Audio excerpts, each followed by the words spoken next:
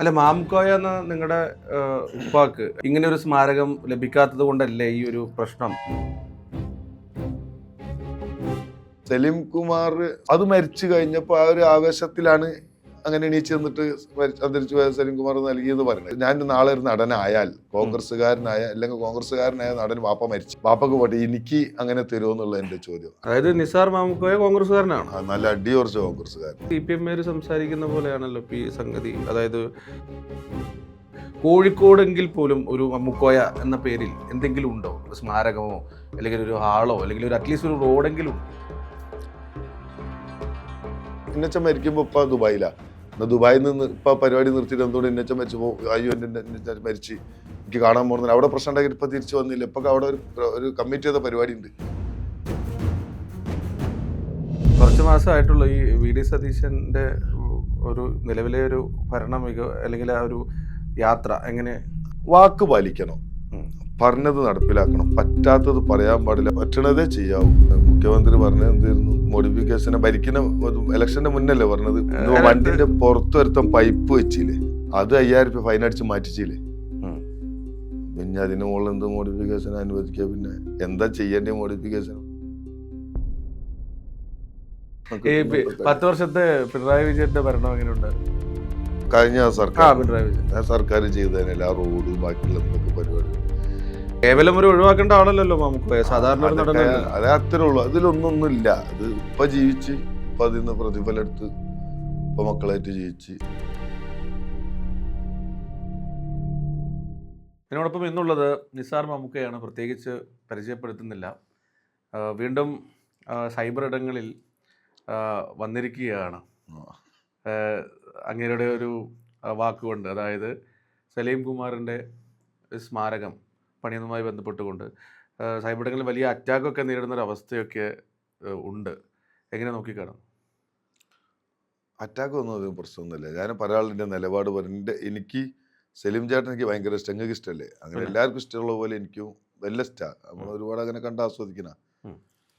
പിന്നെ VD സതീശൻ നമ്മൾ മുഖ്യമന്ത്രി ആണെങ്കിലും ഞാനൊരു കോൺഗ്രസ്സുകാരനാണെന്ന് ആദ്യം പറയണത് പ്രത്യേകിച്ച് ഒരു വലിയ കാര്യമൊന്നുമില്ല. പക്ഷെ എന്തായാലും കോൺഗ്രസ്സുകാരൻ എന്നുള്ളതിലേക്ക് എനിക്ക് VD സതീശൻ ചേട്ടനെ നമുക്ക് ബഹുമാനിക്കാനും ഇഷ്ടപ്പെടാനും സ്നേഹിക്കാനും പറ്റും. അതായത് നിസാർ മാമുക്കോയ കോൺഗ്രസ്സുകാരനാണ്, നല്ല അടിയുറച്ച കോൺഗ്രസ്സുകാരൻ. ഞാൻ കതറൊക്കെ ഇട്ടു കാലങ്ങളോളം.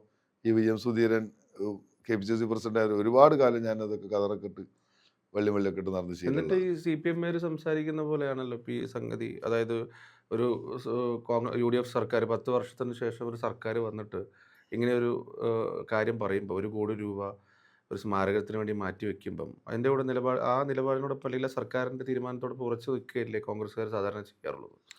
നിങ്ങൾ ചോദ്യത്തിൽ ആദ്യം ചോദിച്ച ഒരു CPM പറയുന്ന പോലെ എന്ന് പറഞ്ഞു. ഇപ്പോൾ 2 ദിവസം മുന്നേ KC പറഞ്ഞല്ലോ ഒരു മദ്യനയത്തിനെതിരെ ശക്തമായിട്ട് തിരിച്ചു വരണമെന്ന്. KC PPM VM സുധീർ ഇതിന്റെ മുന്നേ ഭരിക്കുന്ന സമയത്താണല്ലോ കരിമണൽ ഖനനത്തിന് ശക്തമായിട്ട് എതിർത്തത് പ്രദേശത്ത് കോൺഗ്രസ് ഇരിക്കുമ്പോൾ. ഇപ്പൊ അതിനെ ഓപ്പൺ ചെയ്യാൻ വേണ്ടി VM സുധീറിനെ അവിടെ തർക്കിക്കുന്നുണ്ടല്ലോ CPM. വീര്യം കുറഞ്ഞ മദ്യം അതിന്റെ പ്രശ്നം KC പറഞ്ഞല്ലോ, മറ്റേത് അത് പറഞ്ഞില്ല. അപ്പോൾ ഉള്ളത് ഞാൻ ആദ്യം എൻ്റെ വീട് ശരിയാക്കിയിട്ട് അടുത്ത വീട് ശരിയാക്കിയാൽ മതി. അപ്പൊ എനിക്ക് പറയാനുള്ളത് അത് തുറന്നു പറയാ എന്നുള്ള നിലപാടുള്ളൂ. ആ നിലപാടിൽ ഞാൻ നേരത്തെ പറയാം, സലീം ചേട്ടനോ മുഖ്യമന്ത്രിയോ VD സതീശൻ അതൊന്നല്ലേ പ്രശ്നം. അത് പൊതുജനാവുന്ന ചെയ്യേണ്ട ഒരു വിഷയമായിട്ട് എനിക്ക് തോന്നിയില്ല. അത് ഞാൻ അങ്ങനെ പറയാനും ഞാനതൊരാൾ വിളിച്ചിട്ട് എനിക്ക് അങ്ങനെ ഒരു വിമർശനം ഉണ്ട് പറയണമെന്ന് പറഞ്ഞതൊന്നുമല്ല. ഞാൻ രാവിലെ കിടന്നുറങ്ങുമ്പോൾ ഒരു വെള്ളിയാഴ്ച കിടന്നുറങ്ങുമ്പോൾ സാധാരണ ഗതി 10 മണിക്ക് എണീക്കുമ്പോൾ ഒരു ഫോൺ വരുന്ന വിളിക്കുന്ന മീഡിയ വേണമെന്നാണ് ഒരു ബൈറ്റ് തരുമെന്ന് വെച്ചാൽ ഞാൻ വീട്ടിലുണ്ട് പറഞ്ഞു. അപ്പൊ എപ്പം വരാം നമ്മൾ പള്ളി കഴിഞ്ഞിട്ട് കാണാറ്. പിന്നെ പള്ളിയൊക്കെ കഴിഞ്ഞ് വന്നപ്പോൾ ഒരു വന്ന് സത്യത്തിൽ പള്ളി കഴിഞ്ഞ് വന്നപ്പോൾ വന്നപ്പോൾ എനിക്ക് ഇതിൻ്റെ ഒരു ബോധം പോകുന്നത്. അപ്പൊ ഞാൻ ആ കാര്യം പറഞ്ഞു. അപ്പൊ അതിന് കുറച്ച് കമന്റുകൾ സൈബർ ഇടത്തിലൊന്നും ആരും ആക്രമിച്ചിരുന്നില്ല. ഇൻസ്റ്റാഗ്രാമോ സോഷ്യൽ മീഡിയ ഒക്കെ ഫുൾ സപ്പോർട്ടാ ചെയ്തത്. 20% പോലും അതിനെ എതിർത്ത് പറഞ്ഞില്ല. അങ്ങനെ പറഞ്ഞ ആളുകൾ ഞാൻ തന്നെ പറയാം, നിങ്ങൾ പറഞ്ഞോടത്തേക്ക് തന്തക്ക് കിട്ടാത്തതിന്റെ പ്രശ്നമാണ്. അല്ല, അതായത് യഥാർത്ഥത്തിൽ താങ്കൾ അന്ന് പറഞ്ഞ ആ ഒരു വാക്കൊന്നും കൂടി പറയാമോ? എന്തായിരുന്നു അന്ന് മാധ്യമങ്ങൾക്ക് നൽകിയിരുന്നത്?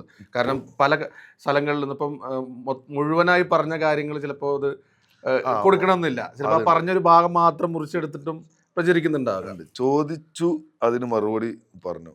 പിന്നെ അതിനെ ഈ ഒരുപാട് കുറച്ച് സ്ഥലങ്ങളിൽ നിന്ന് ഇങ്ങനെ ശക്തമായിട്ട് എതിർത്ത് വന്നപ്പോൾ അപ്പോൾ പിന്നെ എനിക്ക് പിന്നെ മറ്റുള്ളവർ വിളിക്കുമ്പോൾ അത് വേണ്ട, ഇനി അങ്ങനെ പറയേണ്ട, അതൊരു ചർച്ചാ വിഷയം ആക്കരുത് തോന്നുന്നിടത്തുനിന്ന് അതിനെ നമ്മളെ കുത്തിപ്പഴിപ്പിച്ച് എടുപ്പിച്ച് എന്ന് പറഞ്ഞ പോലെ പറയിപ്പിച്ചു. അതാണ് പിന്നെ ഞാൻ മനോരമായിട്ടും റിപ്പോർട്ടറായിട്ടും മറ്റുള്ള ഇതൊക്കെ ആയിട്ട് അങ്ങനെ പറഞ്ഞു പോയത്. പറഞ്ഞു പോയത് അബദ്ധം പറ്റുന്നല്ല, പറയാണ്ടായ കാരണം. അതായത് പറവൂരുകാരനായതുകൊണ്ടാണോ, അല്ലെങ്കിൽ വി ഡി സതീശന്റെ മണ്ഡലത്തിലുള്ള ഒരാളാണ് സലീം കുമാർ എന്നുള്ളത് കൊണ്ടാണോ ഇങ്ങനെ ഒരു സംഗതി, അല്ലെങ്കിൽ ഇങ്ങനെ ഒരു കീഴ്വഴക്കത്തിന്റെ ആവശ്യമില്ല എന്നതിൽ ഇപ്പോഴും ഉറച്ചു നിൽക്കുകയാണ്? ഞാൻ അന്ന് ചോദിച്ചത് സലീം, നമ്മൾ കണ്ടത് പറയാം, കാണാത്തതൊന്നും പറയണ്ട. എൻ്റെ രാഷ്ട്രീയം നിങ്ങളെ രാഷ്ട്രീയം ഒന്നും എൻ്റെ പ്രശ്നമല്ല. നിങ്ങൾക്ക് നിങ്ങളെ സ്വാതന്ത്ര്യമുണ്ട്. നമ്മൾ കരുണാകരനോ ലീഡറും ഞാനാരും തമ്മിലൊക്കെ ഉള്ള ബന്ധങ്ങൾ നമ്മൾ കണ്ടോ.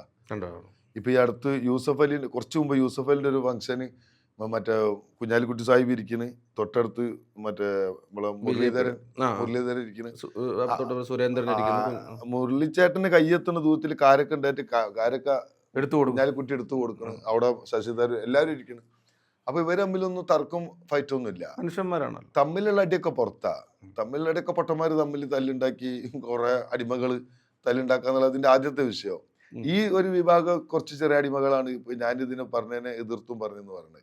അന്ന് ഞാൻ പറഞ്ഞത് പറവൂരുകാരൻ എന്നുള്ളതല്ല പ്രശ്നം. സലീം കുമാർ, സലീം ചേട്ടന്, അങ്ങനെ കുമാർ എന്നൊന്നും പറയാൻ പാടില്ല, ബഹുമാനിച്ചെന്നെ പറയണം. സലീം ചേട്ടന് ഈ മരിക്കണതിന്റെ ഒക്കെ കുറച്ച് മുന്നേ, അല്ലെങ്കിൽ കുറച്ചു കാലം കോൺഗ്രസ്സുകാരനാണ്. കുറച്ചു കാലം കമ്മ്യൂണിസത്തിന് ചീത്ത പറഞ്ഞ് പഴയ പിണറായി സഖാവിന് മുഖ്യമന്ത്രിയായിട്ട് ഇരിക്കുമ്പോൾ കുറെ പാളിച്ചകൾ നമ്മൾ കണ്ടതാ, പത്രമാധ്യമങ്ങളൊക്കെ കണ്ട. അതൊക്കെ സലീം ചേട്ടൻ വിളിച്ചു പറഞ്ഞു. അപ്പൊ അതിന് കമ്മ്യൂണിസത്തിനെ ശക്തമായിട്ട് എതിർത്ത് കോൺഗ്രസ് ഒന്ന് തിരിച്ചു വരണമെന്ന് ഒരുപാട് ആളുകൾ ആഗ്രഹിച്ച് ആ സമയത്ത് ഒരുപാട് ട്രോളുകളൊക്കെ നടന്ന് അത് മരിച്ചു കഴിഞ്ഞപ്പോൾ ആ ഒരു ആവേശത്തിലാണ് അങ്ങനെ എണീച്ച് നിന്നിട്ട് അന്തരിച്ചു പോയ സലീം കുമാർ നൽകിയെന്ന് പറഞ്ഞത്. അപ്പൊ അങ്ങനെ ഒരു സിറ്റുവേഷനിൽ ആവേശത്തിൽ കൊടുക്കേണ്ടതാണോ ഇത്? അല്ല. രണ്ടാമത്തെ, അങ്ങനെ കൊടുത്ത ആൾക്ക് കിട്ടുമെങ്കിൽ കോൺഗ്രസ്, ഞാൻ നാളെ ഒരു നടനായാൽ, കോൺഗ്രസ്സുകാരനായ അല്ലെങ്കിൽ കോൺഗ്രസ്സുകാരനായ നടൻ വാപ്പ മരിച്ചു, വാപ്പക്ക് പോട്ടെ, എനിക്ക് അങ്ങനെ തരുമോ എന്നുള്ള എൻ്റെ ചോദ്യം. അല്ലെങ്കിൽ ഇങ്ങനെയുള്ള ആളുകൾക്ക് മാത്രമാണോ ഈ ഫെസിലിറ്റി ഉള്ളൂ എന്നാ ചോദിച്ചത്. അതിന് കോൺഗ്രസ് രേസം വിളിച്ചിട്ടൊന്നും കാര്യമില്ല, ചോദിക്കാൻ നമുക്ക് പറ്റണം. നിന്റെ പൈസയും ചോദിക്കുമ്പോൾ ചോദിക്കാൻ പറ്റണം. അല്ല, മാംകോയ എന്ന നിങ്ങളുടെ ഉപ്പാക്ക് അല്ലെങ്കിൽ പിതാവിന് ഇങ്ങനെ ഒരു സ്മാരകം ലഭിക്കാത്തത് കൊണ്ടല്ലേ ഈ ഒരു പ്രശ്നം? യാഥാർത്ഥ്യം അങ്ങനെ ഒരു സാധനമേ എനിക്കില്ല. എന്നെ സംബന്ധിച്ചിടത്തോളം വാപ്പ മരിച്ച സമയത്ത് യൂട്യൂബിലൊക്കെ ഞാൻ ആർട്ടിസ്റ്റുകൾ വന്നില്ല, മറ്റൊരു വന്നില്ല എന്നൊക്കെ പറഞ്ഞിട്ട് നിസാർ മാമുക്ക എന്നൊരു പേജിൽ ഞാൻ അതിന്റെ പല സമയത്ത് ഒരു വികാരം പ്രകടിപ്പിച്ചു. അത് ഞാൻ അതാണ് നമ്മൾ ഒറിജിനലി. അന്നേരം നമുക്കൊരു വിഷമം സ്വാഭാവികമായിട്ടും ഉണ്ടാകും. നമ്മളൊരു പേഴ്സോണ ഉണ്ടാക്കി കൊടുത്തിട്ട് അതൊരു പേഴ്സണാലിറ്റി ആക്കി മാറ്റി അത് പറയാൻ വേണ്ടി ഞാൻ അങ്ങനെ ഒരുക്കി കൂട്ടി വന്നവരാ. ചോദിച്ചു, അതിന്റെ സത്യം അതാണ്. അത് വാപ്പ അങ്ങനെയാണ് പഠിപ്പിച്ചത്. അല്ല, വേണ്ട രീതിയിൽ ശരിക്കും അങ്ങനെ ഉപ്പാക്ക് ഈ മരണസമയത്ത് ഈ സിനിമയിൽ ആരും അവിടെ എത്തിയില്ല, അല്ലെങ്കിൽ വേണ്ട രീതിയിൽ ആ ഒരു പരിപാടികളൊന്നും പങ്കെടുത്തില്ല എന്നുള്ളത് അങ്ങനെ ഒന്നും കിട്ടേണ്ട ആവശ്യമില്ലല്ലോ.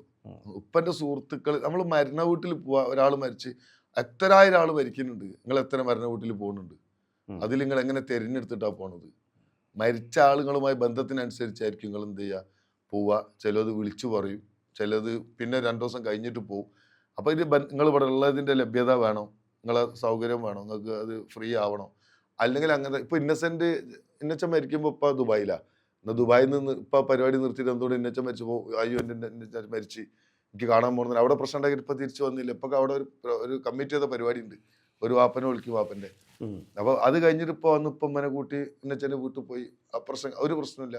അതാണ് അതിന്റെ രീതി. ഈ ചടങ്ങുകൾക്കൊക്കെ ശേഷം, കബറടക്കത്തിന് ശേഷം വീട്ടിൽ എല്ലാവരും വന്നു, ഒരുപാട് ആർട്ടിസ്റ്റുകൾ എല്ലാവരും വന്നു. അല്ല, അങ്ങനെ കേവലം ഒരു ഒഴിവാക്കേണ്ട ആളല്ലല്ലോ നമുക്ക്, സാധാരണ അതേ അത്രേ ഉള്ളൂ. അതിലൊന്നൊന്നുമില്ല. അത് ഉപ്പ ജീവിച്ച് ഉപ്പ അതിൽ നിന്ന് പ്രതിഫലം എടുത്ത് ഇപ്പൊ മക്കളായിട്ട് ജീവിച്ച്. മമ്മൂക്കോയെ നമ്മൾ എപ്പോഴും കാണുമ്പോൾ ഒരു കോഴിക്കോട്ടുകാരൻ എന്നുള്ള രീതിയിലാണ് എല്ലാവരും കാണുന്നത്. കോഴിക്കോടെങ്കിൽ പോലും ഒരു മമ്മൂക്കോയ എന്ന പേരിൽ എന്തെങ്കിലും ഉണ്ടോ? സ്മാരകമോ അല്ലെങ്കിൽ ഒരു ഹാളോ അല്ലെങ്കിൽ ഒരു അറ്റ്ലീസ്റ്റ് ഒരു റോഡെങ്കിലും ഉണ്ടോ? ഒന്നുമില്ല. എന്നോട് പലരും ഇങ്ങനെ അത് ചെയ്യാൻ പറഞ്ഞു, ഞാനതങ്ങനെ മൈൻഡ് കൊടുക്കലൊന്നുമില്ല. ടൗൺ ഹാളിൽ ഒരു ഫോട്ടോ വെക്കണ പരിപാടി അവർ പറഞ്ഞിട്ടുണ്ട്, അതും ഉണ്ടെങ്കിൽ രസമാണ്, അത്രേ ഉള്ളൂ. അതിനു വേണ്ടി വലിയൊരു ഫണ്ട് മാറ്റി വെക്കാൻ പറ്റിയ അവസ്ഥയിലല്ല കേരളം.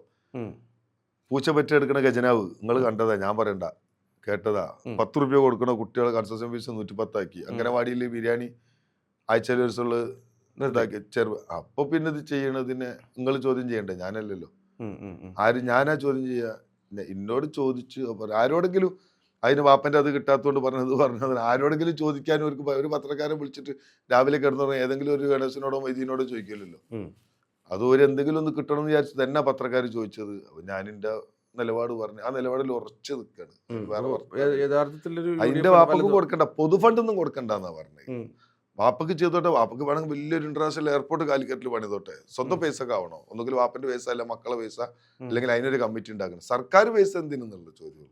അല്ലെങ്കിൽ ഈ പറഞ്ഞ പോലെ തന്നെ ഞാൻ വേറൊരു മാധ്യമത്തിന് നൽകിയ സംഭാഷണത്തിൽ കണ്ടത്, ഈ സ്മാരകത്തിനേക്കാളൊക്കെ പകരം വല്ല ആശുപത്രികളോ ഡയാലിസിസ് സെന്ററുകളോ അങ്ങനെയുള്ള സംഗതി, അതിനോടൊക്കെ ഒരു താല്പര്യം ഉണ്ടോ? അങ്ങനെ ചെയ്യാമായിരുന്നുവെങ്കിൽ കോൺഗ്രസ് ആണ് നിങ്ങളെ ചോദ്യമെങ്കിൽ ചാണ്ടിയുമ്മനും കുടുംബവും KPCCയിൽ പരാതി കൊടുത്തല്ലോ ഈ ബഡ്ജറ്റിൽ ഉമ്മൻചാണ്ടിന്റെ സ്മാരകത്തിന് പൈസ മാറ്റി വെച്ചില്ല, പ്രഖ്യാപിച്ചില്ല എന്ന് പറഞ്ഞ സാധനം ഉണ്ടോ? ഉണ്ടായിക്കണോ?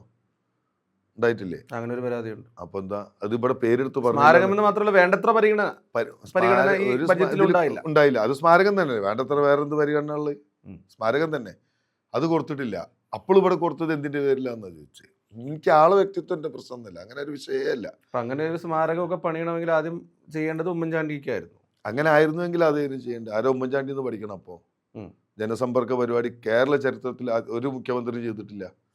18 വയസ്സായ ആണും പെണ്ണിനും ഹൃദയ ശസ്ത്രക്രിയ പൂർണ്ണമായിട്ട് ഫ്രീ ആയിട്ട് കൊടുത്ത ഒരു മുഖ്യമന്ത്രി ഇല്ല.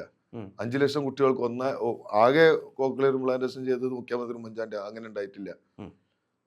ഉമ്മൻചാണ്ടി 30 വയസ്സ് പെൺകുട്ടികൾ കല്യാണം കഴിക്കുമ്പോൾ 30,000 രൂപ, രണ്ടാം വിഭാഗത്തിന് 30,000, അങ്ങനെ പല ഫണ്ടുകളും ഉമ്മൻചാണ്ടി കൊടുത്തു. ഉമ്മൻചാണ്ടി അന്നൊരു 18 മാസം പൈസ കൊടുത്തില്ല എന്ന് പറഞ്ഞാൽ കടം മൂർജിക്കുമ്പോൾ ഉള്ളതിലൊരു ഓഹരി അഡ്ജസ്റ്റ് ചെയ്ത് തിന്ന് ജീവിക്കാന്നുള്ള ഇതായിരുന്നു. ഇപ്പം കുറെ വാരിക്ക് ഒരു കട എടുത്തിട്ടാണെങ്കിലും പാവങ്ങൾക്ക് പൈസ എത്തില്ല. ആരെയും കടം വീടാ? ഞാൻ വീടില്ല, എൻ്റെ വല്ലാപ്പ വീടില്ല, വാപ്പ വീടില്ല. കേരളത്തിന്റെ കടങ്ങൾ വിടോ? നിങ്ങളെ മക്കളോ വിടും? നിങ്ങൾ കാണാത്ത പേരെ കുട്ടികൾ വിടും? ആരും വിടൂല. അപ്പൊ കിട്ടണ പാവങ്ങൾക്ക് കൊടുത്ത ഐറ്റളി ജീവിച്ചോട്ടെ. കുറച്ച് മാസമായിട്ടുള്ള ഈ VD സതീശന്റെ ഒരു നിലവിലെ ഒരു ഭരണ മികവ് അല്ലെങ്കിൽ ആ ഒരു യാത്ര എങ്ങനെ? അത് ഒരു മാസം 1.5 മാസം കൊണ്ടൊന്നും നമുക്ക് വിലയിരുത്താനും സാധിക്കില്ല. പിന്നെ ഭരണത്തിന്റെ ഭാഗമാകുമ്പോൾ കൂട്ടുകക്ഷി ഭരണമാകുമ്പോൾ എല്ലാവരും കൂടി നമ്മളൊക്കെ ഘടകകക്ഷികളെ ബഹുമാനിക്കണം, അങ്ങനെ ചെയ്യേണ്ടതൊക്കെ ഉണ്ട്. അതിലൊന്നും ഇതില്ല. വാക്ക് പാലിക്കണം, പറഞ്ഞത് നടപ്പിലാക്കണം, പറ്റാത്തത് പറയാൻ പാടില്ല, പറ്റണതേ ചെയ്യാവൂ. ഞാൻ വാഹനവുമായി ബന്ധപ്പെട്ട താങ്കളുടെ ചിലൊരു പരസ്യമൊക്കെ കണ്ടിരുന്നു. അപ്പൊ അതുകൊണ്ട് ചോദിക്കുകയാണ്, ഈ വാഹന മോഡിഫിക്കേഷൻ എന്നുള്ള സംഗതിയൊക്കെ അത് ഇപ്പോഴത്തെ തലമുറയ്ക്ക് ഒരു ആവശ്യം ഉള്ളതാണോ? അദ്ദേഹം പറഞ്ഞ വാക്ക് അദ്ദേഹത്തിന് പാലിക്കാൻ സാധിക്കും, അല്ലെങ്കിൽ അത് എങ്ങനെയായിരിക്കും താങ്കളുടെ ഒരു കാഴ്ചപ്പാടിൽ? മോഡിഫിക്കേഷൻ ശരിക്കും ആവശ്യമാണോ? അദ്ദേഹം പറഞ്ഞ വാക്കുകൾ എന്തായിരുന്നു എന്ന് പറഞ്ഞുതരുമോ? ചെയ്യാം. എന്താ പറഞ്ഞ് മുഖ്യമന്ത്രി പറഞ്ഞത് എന്തായിരുന്നു? മോഡിഫിക്കേഷനെ ഭരിക്കുന്ന ഇലക്ഷന്റെ മുന്നല്ലേ പറഞ്ഞത്? അതോടൊപ്പം തന്നെ ഈ ജയിച്ചതിന് ശേഷം അദ്ദേഹത്തോട് ഒരു മുന്നേ പറഞ്ഞതുണ്ട്, കുട്ടികൾ ചെയ്യട്ടെ, ഒരു ചെയ്യട്ടെ, നമ്മളെ കുട്ടികളല്ലേ, ഒരു വളരട്ടെ, അങ്ങനെ അതുപോലെ ഇഷ്ടത്തിന് ചെയ്യട്ടെ, അതുകൊണ്ടൊക്കെ എന്താ കുഴപ്പമൊന്നും, വളരെ സിമ്പിളായിട്ട് അങ്ങനെയുള്ള വാക്കുകൾ തന്നെ ഉപയോഗിച്ചു. വണ്ടിന്റെ പുറത്ത് ഒരുത്തം പൈപ്പ് വെച്ചില്ലേ, ആ പൈപ്പ് ഒരു വൃത്തിയേടാ, ശരിക്കും ഒരു ഭംഗിയില്ല. വണ്ടിന്റെ പുറത്ത് ഒരു ഭംഗിയില്ല, സ്റ്റീൽ പൈപ്പ്, ഈ ഗാർഡ് പൊട്ടാതിരിക്കാൻ. അത് 5,000 രൂപ ഫൈൻ അടിച്ച് മാറ്റിച്ചില്ലേ. പിന്നെ അതിന് മുകളിൽ എന്ത് മോഡിഫിക്കേഷൻ അനുവദിക്കുക? പിന്നെ എന്താ ചെയ്യേണ്ട മോഡിഫിക്കേഷൻ? വണ്ടിന്റെ സീറ്റ് കവറൊക്കെ മാറ്റാൻ ഇപ്പൊ എന്ത് പ്രശ്നം? അത് നേരത്തെ ഇത് ആരും അംഗീകരിക്കുന്നു വേണ്ട. എന്റെ വണ്ടിന്റെ സീറ്റിന്റെ കവറൊക്കെ മാറ്റാലും ഞാൻ എണ്ണം കപ്പാസിറ്റി മാറ്റുമ്പോഴേ പ്രശ്നമുള്ളൂ. 8 ആളെ വണ്ടി 10 ആൾ കയറുമ്പോഴാണ് പ്രശ്നം. സീറ്റ് കവർ മാറ്റാ, സ്റ്റിയറിംഗിന് ആവശ്യമല്ലേ? മോഡിഫിക്കേഷൻ ഒരു ആവശ്യമൊന്നുമില്ല. അതൊക്കെ എന്റെ വണ്ടി എന്റെ ഇഷ്ടത്തിന് ഞാൻ ഭംഗി കൂട്ടാ. ഞാൻ ചെയ്യണ മോഡിഫിക്കേഷൻ മറ്റൊരാൾക്ക് ഒരു ഉപദ്രവമാവരുത്. ലൈറ്റ് കൊണ്ടാണെങ്കിലും ശബ്ദം കൊണ്ടാണെങ്കിലും അതിന്റെ കളർ കൊണ്ടാണ്. അങ്ങനെ ഒരാൾ കണ്ണുകുത്തുന്ന കളറുണ്ട്, അങ്ങനെയുള്ള ബുദ്ധിമുട്ടുകൾ ഉണ്ടാവാൻ പാടേയില്ല. അതുണ്ടായ ഫൈൻ അടിക്കണം. അതുവരെ അനുവദിക്കാന്നാണ് പറഞ്ഞത്. പിന്നെ നേരത്തെ അടിയല്ലേ ഫൈന്. 10 വർഷത്തെ പിണറായി വിജയന്റെ ഭരണം എങ്ങനെ ഉണ്ടായിരുന്നു? എനിക്കിഷ്ടമായി. ഞാൻ കമ്മ്യൂണിസ്റ്റുകാരല്ല, ഞാൻ കോൺഗ്രസ് എന്ന് പറയാം. എനിക്ക് പല കാര്യങ്ങളിലും അത് എനിക്കത് നമ്മളെ അനുഭവങ്ങൾ ഓരോന്നോരോന്ന് പറയാൻ അതിന് രാഷ്ട്രീയം പറയേണ്ടി വരും, പിന്നെ ഒരുപാട് പറയേണ്ടി വരും. ഇപ്പോഴും VD സതീശനാണ് മുഖ്യമന്ത്രി നമുക്ക് പറയാം. ഇപ്പോഴും നമുക്ക് നാവിൽ പിണറായി വിജയൻ വരുന്നുണ്ട്. ആ ഫീൽ ആൾ പോയിട്ടില്ല എന്നുള്ളൊരു ഫീല് മൊത്തത്തിലുണ്ട്. അതിപ്പോ ഒരു മാസം കൊണ്ടുള്ള മാറ്റത്തിൽ എല്ലാ പ്രശ്നങ്ങളും ഒന്നായിട്ട് വന്നപ്പോൾ അത് കോൺഗ്രസ്സുകാർക്ക് പോലും ചില ആളുകൾ ഇപ്പോഴും പ്രതിപക്ഷ നേതാവ് എന്ന് പറയുന്നില്ല, മുഖ്യമന്ത്രി പിണറായി വിജയൻ അല്ല, സോറി, പ്രതിപക്ഷ നേതാവ് VD സതീശൻ, അങ്ങനെ പറയേണ്ട ഒരു അവസ്ഥ പോലും ഉണ്ടായിട്ടുണ്ട്. അതിന് മാത്രമുള്ള ഒരു രീതിയിലേക്കുള്ള പ്രവർത്തനമൊക്കെ കാഴ്ചവെക്കാൻ സാധിച്ചിട്ടുണ്ടായിരുന്നോ മുഖ്യമന്ത്രി കഴിഞ്ഞ സർക്കാർ? പിണറായി വിജയൻ സർക്കാർ ചെയ്തതിനല്ല, റോഡ് ബാക്കിയുള്ള എന്തൊക്കെ പരിപാടികൾ. 18 മാസം 600 രൂപ കൊടുക്കാതെ പോയത് കടബാധ്യത വരാതിരിക്കുക. അന്ന് 1.25 ലക്ഷം കോടിയാണ് അന്ന് ഉമ്മൻചാണ്ടി സർക്കാർ ബാക്കി വെച്ച കടം. ഇന്ന് അത് 4 ലക്ഷം എന്നൊക്കെ പറയുന്നുണ്ട്. ഉം, ഉം. അന്ന് 18 മാസം ലാസ്റ്റ് 600 ഉറുപ്പ്യ കൊടുത്തില്ല. പിണറായി സർക്കാർ പോകുമ്പോൾ എത്ര കൊടുത്ത്? 2000 കൊടുത്ത്. ഉം. അപ്പോൾ പിണറായി സർക്കാർ 3000 കൊടുക്കും എന്ന് പറഞ്ഞു. ഉം. അപ്പോൾ കോൺഗ്രസും പറഞ്ഞു 3000 കൊടുക്കും, നമ്മൾ കൊടുക്കുന്നു, നമ്മൾ മുദ്രാവാക്യം പറഞ്ഞു. 18 മാസം 600 കൊടുക്കാൻ പറ്റാത്തവർക്ക് 3000 കൊടുക്കാൻ പറ്റില്ല.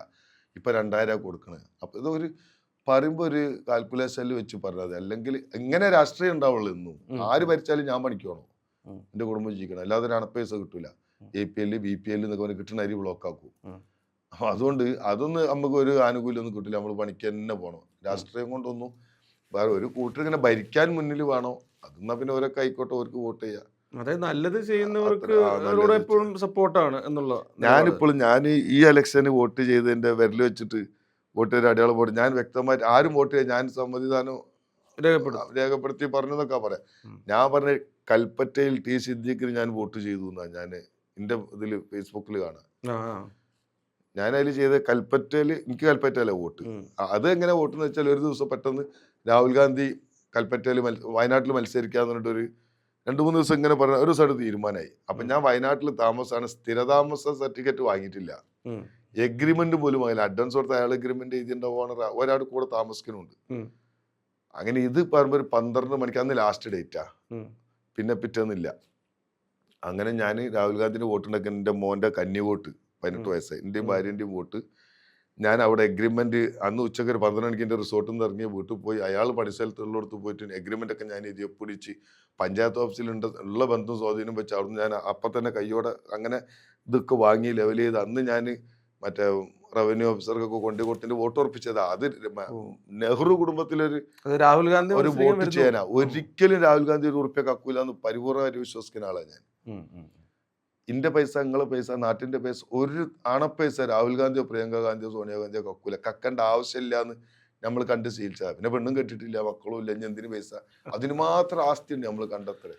രാഹുൽ ഗാന്ധി കക്കൂല. അല്ലാത്ത ഭരണത്തിൽ പറ്റുന്ന സാധ്യതകളൊക്കെ സംഭവിച്ചു പോവാ, അതിന്റെ നന്മതിന്മകൾ അനുഭവിക്കാന്നുള്ളത്. അപ്പൊ രാഹുൽ ഗാന്ധിക്ക് വോട്ട് ചെയ്യാൻ എനിക്ക് നെഹ്റു കുടുംബത്തിലെ നെഹ്റു ഇന്ദിരാതിന്റെ പേരെക്കുട്ടി വോട്ട് ചെയ്യാതിന്റെ ഒരു വലിയ ആഗ്രഹമാണ്.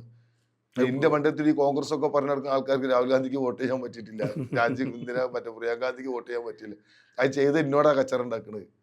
കഴിഞ്ഞ മാസം കഴിഞ്ഞ ഇലക്ഷന് സിദ്ദീഖിന് വോട്ട് ചെയ്ത് എന്നോട് കച്ചറ ഉണ്ടാക്കണത്. അതാണ് നിങ്ങളത് പറയുകയും ചെയ്തു അല്ലെ. സാധാരണ പറഞ്ഞ പോലെ തന്നെ എല്ലാവരും ഞാൻ വോട്ട് ചെയ്തു അല്ലെങ്കിൽ ഞാൻ വ്യക്തമായിട്ട് T സിദ്ദീഖിന് വോട്ട് ചെയ്തു. ഞാൻ സിദ്ദീഖാന്റെ അടുത്ത് കുറെ എന്താണ് എനിക്ക് സിദ്ദീഖ് എന്താന്നൊക്കെ നല്ല വ്യക്തമായിട്ട് സിദ്ദീഖാനെ പേഴ്സണലായിട്ട്. അതോടെ തന്നെ കുടുംബം ഒക്കെ ഈ കോൺഗ്രസ് രാഷ്ട്രീയ അത് ഒരു മഹാത്ഭുതം ഒന്നല്ല കോൺഗ്രസ് ആണെന്ന് പറയുന്നത്. അങ്ങനെ ഒന്നുമില്ല. ഞാൻ എന്റെ പാർട്ടിക്കാരനാന്ന് പറഞ്ഞാൽ അത് വേറൊരു അന്തസ്സോ വേറെ 1000 രൂപ ആരും വെറുതെ തരുമൊന്നുമില്ല. വാപ്പാരായിട്ട് കോൺഗ്രസ് പാർട്ടി തന്നെ ഇങ്ങനെ തന്നെ. അപ്പൊ ഞാനും ഒരു കോൺഗ്രസ്സുകാരന്. അപ്പൊ കോൺഗ്രസിനെ പറ്റി അറിയാം. പറഞ്ഞു തരുമ്പോഴൊക്കെ നമുക്ക് മനസ്സിലാവും ഇന്ദിരാഗാന്ധി എന്താണ്, ജവഹർലാൽ നെഹ്റുവിന് 3000 ഡാം ഉണ്ടാക്കിയ ഇന്ത്യയിൽ ജവഹർലാൽ നെഹ്റു തന്നെയാണ്. ഇന്ത്യ കോലത്തിലാക്കിയ ജവഹർലാൽ നെഹ്റു തന്നെയാണ്. എല്ലാം ജവഹർലാൽ നെഹ്റു തന്നെ ചെയ്തുണ്ടാക്കിയ. അല്ലാതെ ഈ ഒരു 15 വർഷം കൊണ്ട് ഭാരതീയ ജനതാ പാർട്ടി വന്നിട്ട് ഇന്ത്യ ഉണ്ടാക്കിയിട്ട് കയറിയതല്ല. മാമുക്കോയ എന്ന പ്ലാറ്റ്ഫോമിൽ മാമുക്കോയന്റെ മോനായിട്ട് ഞാൻ പറയാം. ഞാൻ ഒരിക്കലും നിസാറായിട്ട് വന്നതല്ല. ഞാനൊരു കുന്തും ചെയ്തിട്ടില്ല, ഒരു കുന്തും ഉണ്ടാക്കിയിട്ടില്ല. എന്ത് കുന്തുണ്ടാക്കി, എന്താ ഞാൻ ചെയ്തത് നന്മ, എന്താ ഞാൻ ചെയ്ത ഒരു വലിയൊരു പ്രവൃത്തി, എന്താ ഉള്ളത് നാട്ടിന് ഗുണമുള്ള. എനിക്ക് ജീവിക്കാൻ വേണ്ടി ഞാൻ ഓരോ പണിയെടുക്കണം. ആ കൂട്ടത്തിൽ ഞാനിതൊന്നും ചെയ്യുന്നു. രാഷ്ട്രീയമാണോ സിനിമയാണോ ഇഷ്ടം എന്ന് ചോദിച്ചാൽ സിനിമയാണ്. ഇപ്പൊ ഇങ്ങനെ സിനിമാ മേഖലയിൽ സജീവമായി കൊണ്ടിരിക്കുന്നു. സജുവിന്റെ സിനിമ പുതിയത് ഇപ്പൊ ഈ 3-ാം തീയതി റിലീസ് ഉണ്ട്. ക്ലാ നസറിയ തിരിഞ്ഞു നോക്കിയെന്ന് പറഞ്ഞിട്ട് ഒരു കുടുംബചിത്രം, കോമഡിയും ചെറിയ സസ്പെൻസ് ഒക്കെ ഉള്ള ഒരു പടമുണ്ട്. അത് 3-ന് റിലീസായി, ഈ 3-ന് ജൂലൈ.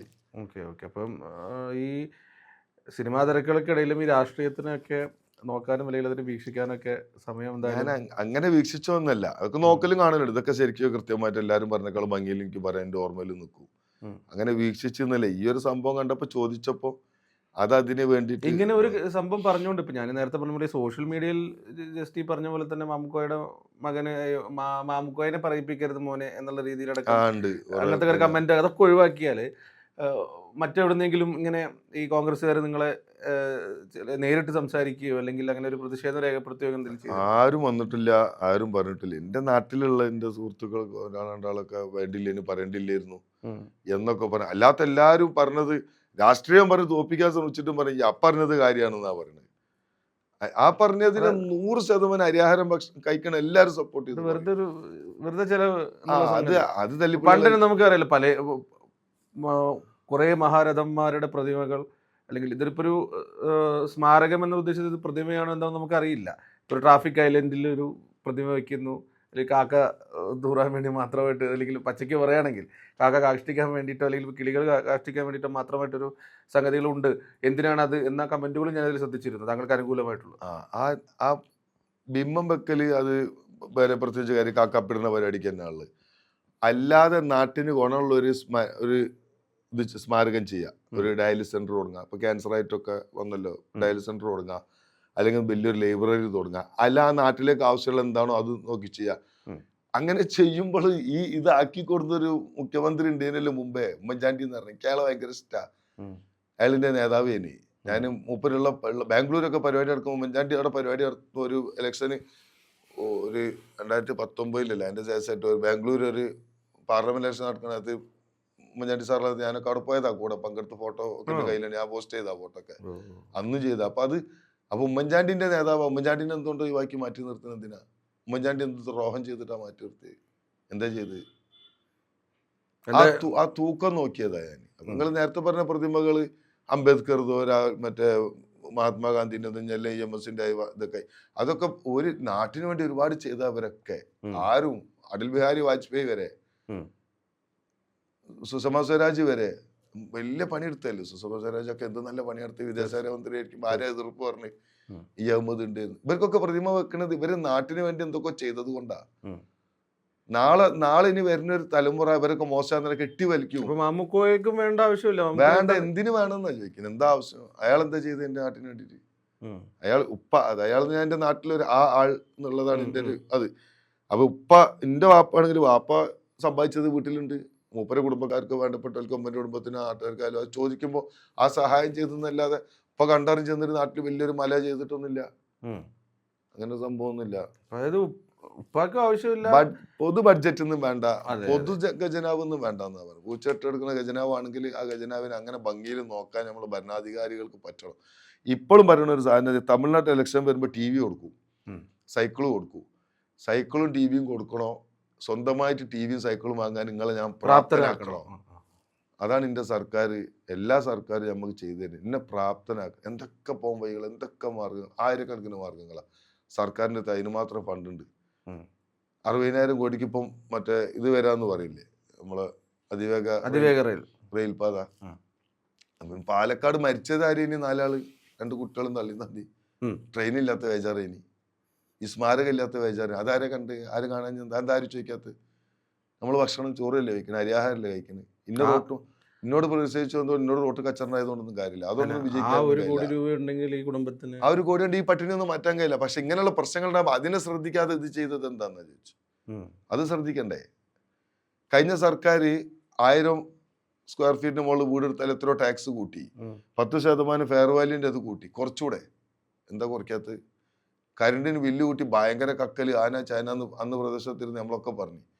അപ്പൊ എന്താ കരണ്ടിന് ബില്ല് കുറയ്ക്കാത്ത? കർണാടകയിൽ നിന്ന് കറണ്ട് വലിയ വില കൊടുത്ത് വാങ്ങി തരികയാണ്. ആ പൈസ കൊടുത്ത് വാങ്ങണ്ട, തൽക്കാലം പവർ കട്ട് അഡ്ജസ്റ്റ് ചെയ്യാമെന്ന് തീരുമാനിച്ചു നമ്മൾ. അപ്പൊ നല്ലത്, എനിക്ക് അനാവശ്യമായിട്ട് കറണ്ട് ചെലവില്ല, വലിയ പൈസയും കർണാടക പുറത്ത് വാങ്ങണ്ട. ഇപ്പോഴത്തെ തീരുമാനം അതായിരിക്കും. ആയിക്കോട്ടെ, പവർ കട്ട് പ്രശ്നമല്ല, അങ്ങനെ പോയിക്കോട്ടെ. വലിയ പൈസ കൊടുത്ത് വാങ്ങിയിട്ട് ഉപയോഗിക്കാൻ 2 മണിക്കൂർ ഇല്ലെങ്കിലും അത്ര ബുദ്ധിമുട്ടില്ലല്ലോ, ഇവിടെ കെടുക്കുമല്ലോ ആ പൈസയും കൂടി. അതാണ്. അപ്പൊ ഓരോന്നിനും എതിർക്കുമ്പോൾ നാളെ ഞാനത് ചെയ്യേണ്ടി വരുന്നുള്ള ബോധം വേണം. പ്രതിപക്ഷത്തിരുന്നിട്ട് പറയുമ്പോഴാണ് മറ്റേ പ്രകൃതിന്റെ പേരും പറഞ്ഞ വയനാട് തുരങ്കം നിർത്തിയും ശക്തമായി തടിയെന്ന് പറയും. ഇനി അത് മുന്നോട്ട് കൊണ്ടുപോകേണ്ടി വരും. അപ്പൊ അങ്ങനെ തടിയേണ്ട PM അതൊക്കെ അതൊക്കെ അന്ന് പറഞ്ഞ തെരുവില് പറഞ്ഞതെല്ലാം ഇതില് ഭരിക്കും. അപ്പൊ ഭരിക്കുമ്പോ അങ്ങനെ ബുദ്ധിമുട്ടുണ്ടാവുമെങ്കിൽ നേരത്തെ ഒരു മുൻകൂട്ടി കാണണമായിരുന്നു. ജനൊന്നും പൊട്ടൻ തന്നെ. എന്താണ് ഇതിന്റെയൊക്കെ സത്യം എന്ന് ആര് പറഞ്ഞുതരും? എന്തായാലും രാഷ്ട്രീയത്തിലുപരി അദ്ദേഹം പറഞ്ഞ പോലെ തന്നെ ഒരു വലതുപക്ഷക്കാരനാണ്, പ്രത്യേകിച്ച് കോൺഗ്രസ്സുകാരനാണ്, ഉമ്മൻചാണ്ടിയെ ഇഷ്ടപ്പെടുന്ന ആളാണ്. കഴിഞ്ഞ ദിവസത്തെ ഈ പറഞ്ഞ പോലെ സലീം കുമാറുമായി ബന്ധപ്പെട്ട ഈ സ്മാരകവുമായി ബന്ധപ്പെട്ടുകൊണ്ടുള്ള ഒരു കാര്യം, അത് അദ്ദേഹം ഉദ്ദേശിച്ചതിനെ വ്യക്തത വരുത്തുകയായിരുന്നു. നമ്മോടൊപ്പം എന്തായാലും വലിയ തിരക്കുകൾക്കിടയിലും അല്പനേരം ഞങ്ങൾക്ക് ചെലവഴിച്ചിട്ട് നന്ദി.